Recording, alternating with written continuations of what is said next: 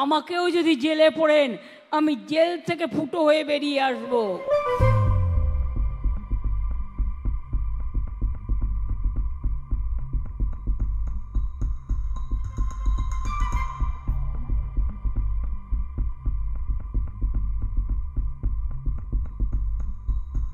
আর ভারতবর্ষে সবাইকে ভয় দেখিয়ে জেলে পুরে দিলেও আমাকেও যদি জেলে পড়েন আমি জেল থেকে ফুটো হয়ে বেরিয়ে আসব।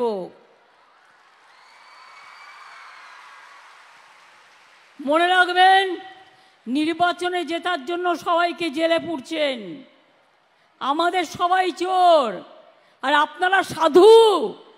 কোটি কোটি টাকা খরচা করে গ্যাসের দাম বাড়িয়ে, রেশন বন্ধ করে দিয়ে, 100 দিনের কাজের টাকা না দিয়ে, বাংলার ঘর করতে না দিয়ে, রাস্তা তৈরির টাকা না দিয়ে চোরেদের জমিদার, জোরদার,